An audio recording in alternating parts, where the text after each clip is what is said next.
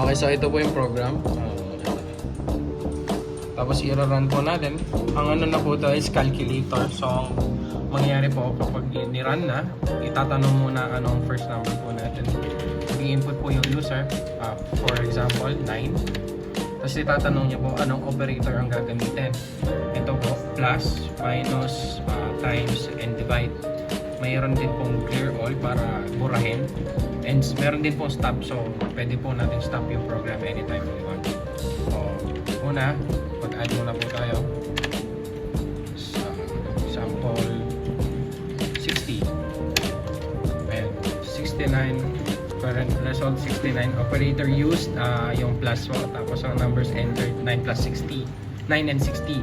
Kasi undo operation ang gagawin po nito is tatanggalin niya po yung plus tsaka 60, matitira lang po yung 9. So okay natin, continue.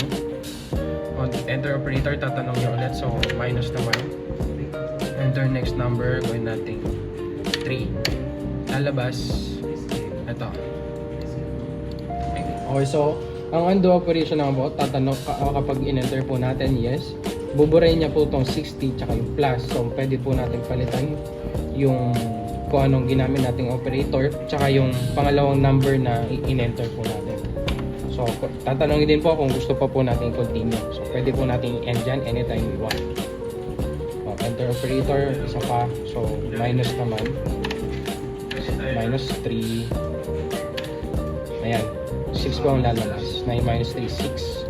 So undo operation, no. Tapos continue, no.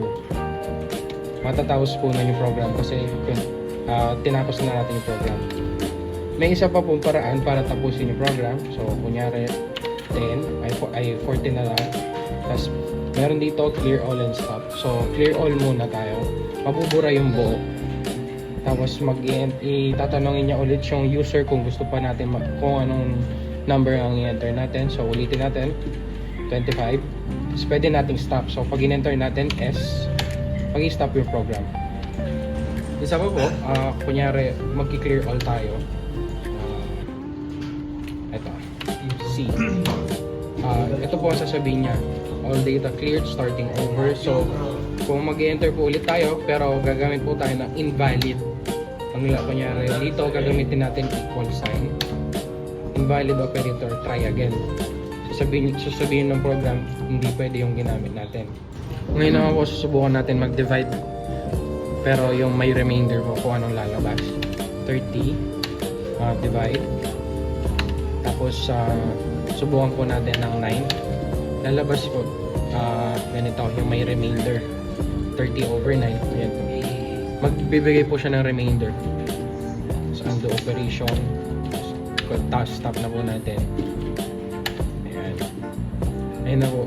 Final result, yung mga ginamit po natin. Ayan. Okay, so this time naman po, nag-enter po ako ng iba't ibang, ng maraming numbers.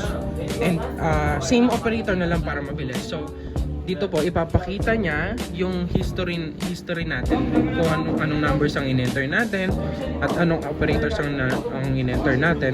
At ano yung final result nung in-enter natin, kumbaga yung naging sum or final answer natin sa pag-i-enter ng mga products or ano-ano man.